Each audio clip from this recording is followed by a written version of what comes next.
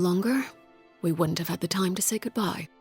Whatever regrets may linger, let them be lost to the coming of a new day. Father? It's Linny! Hey, Linny!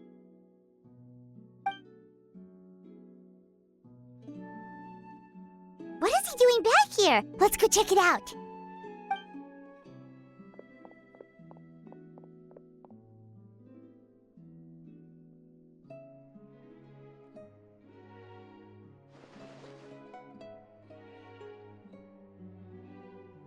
Father, the bottled flames have been administered. Filio and the others have left the house. And you? What have you decided? Thank you for giving us that choice, Father. But we never wanted to leave the house. It's the only home we've ever known. Lynette and Fremine feel the same way. They're recuperating back at the Hotel Bouffe d'été. But I decided to come back and tell you where we stood.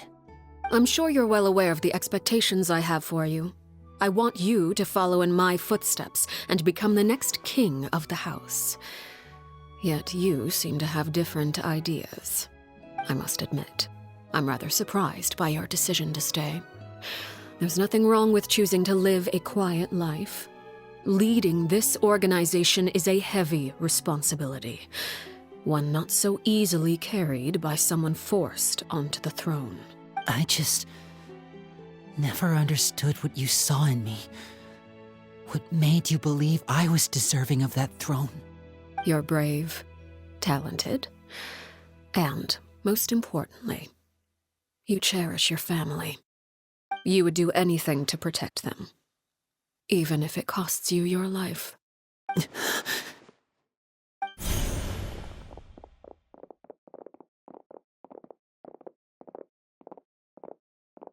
Speaking up back there was so brave of you, Linny.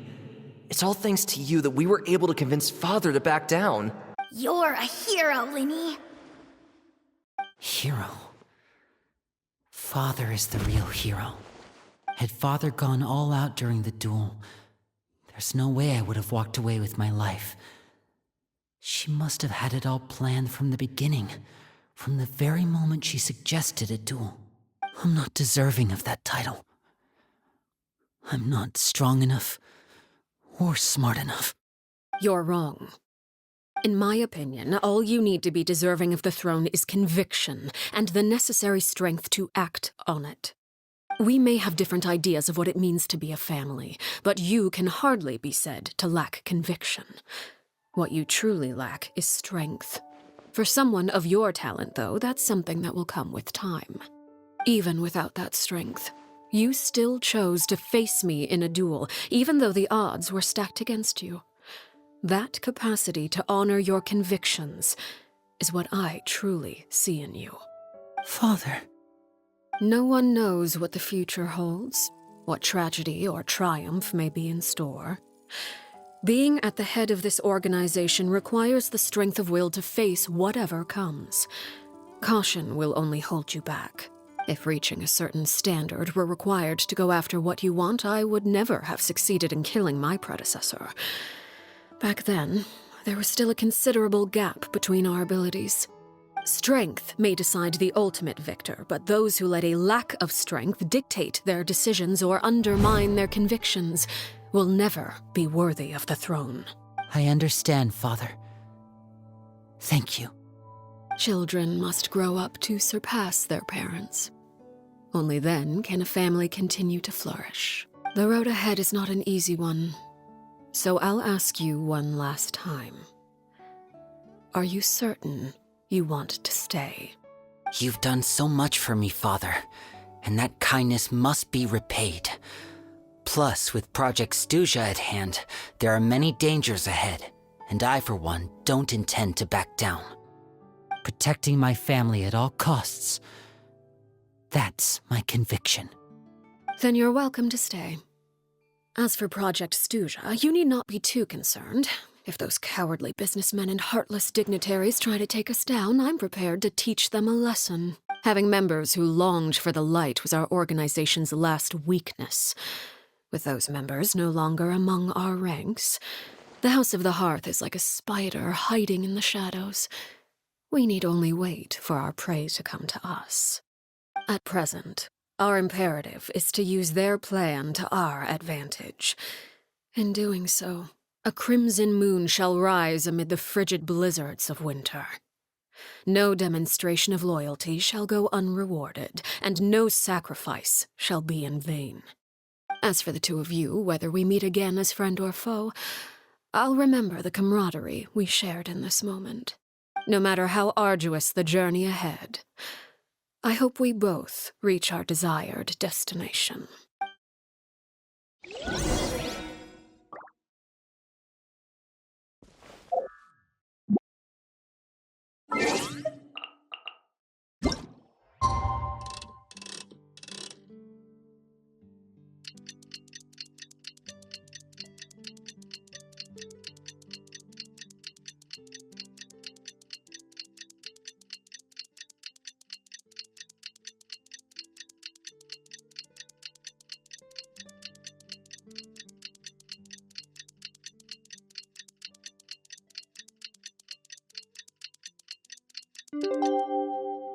Melusines are beautiful creatures. Didn't Linny say that Lynette and Fremine were recovering at the Hotel Bouffe d'été?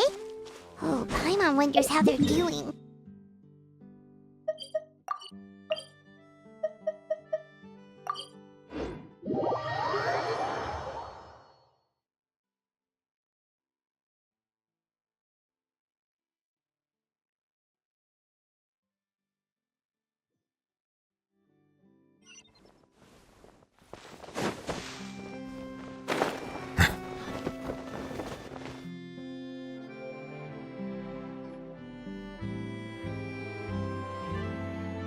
Lynette? Fremine? How are you feeling? Much better. Whew, what a relief! What about you? Are you feeling alright? I knew you'd come out unscathed. Us, on the other hand, well, we've been bedridden for 2 days. I couldn't even turn over. Oh, and I wanted to ask, is Clairvy gone? Linny and the other members have left Poisson and returned to the House of the Hearth. According to him, there haven't been any more sightings of a spirit roaming the house. I see. I'm glad.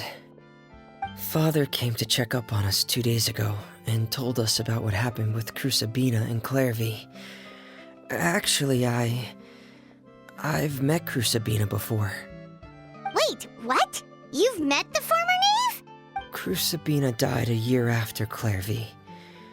It was during the year between their deaths that I joined the House of the Hearth.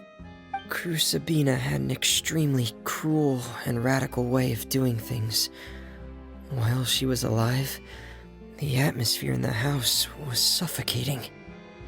When I joined, though, the experiment she valued so much had already come to an end, and all the people involved, dead and injured alike, were gone. Crucibina never talked about the past with us newcomers. A couple of months after I joined, Father killed Crucibina and burned all her files. With that, the names of all the people subjected to her experiments, Clairvy included, were lost to the flames, along with the painful memories they represented. Father took in Lenny and me a couple months after that, but she never mentioned anything about Crucibina or Clairvy. It really seems like something she was planning to keep to herself. The last time you talked to her, did she mention why she kept it a secret for so long? She said she didn't want us to be affected by the darkness of the past. She was worried we'd develop a false sense of gratitude towards her if we knew about it. The foundation of a family should be free of any corrupting influence. Whatever happened in the past, it has nothing to do with who we are now. And that's what Father told us in the end. But I still thanked her for everything. It was only after hearing about what Crucibina did that I finally realized how insignificant our lives could have been. The members of the house meant nothing to her. To say that she valued them in any way, even just as a tool, would probably be giving her too much credit. If Father hadn't taken over the House of the Hearth, I probably would have already... Father rarely brings up the fact that she saved us. She doesn't believe that being indebted to her should be what ties us together. But even if we didn't owe her anything, we would still choose to stay. Because this is our home. We may have arguments or times when we feel wronged. Some people may even choose to leave. But as long as Father is here, we will always have a home. Whether the path before us is bathed in sunlight or shrouded in shadow, we'll follow Father wherever she chooses to go. So I wanted to say thank you for helping us make it through this crisis.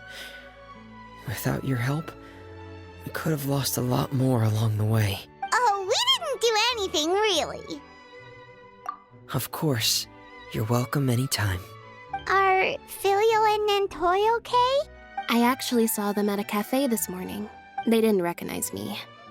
From what I could tell, they were drinking coffee and talking about one of the operas that started running recently. They seemed happy. If I had to take a guess, I would say they finally found the kind of life they always wished for.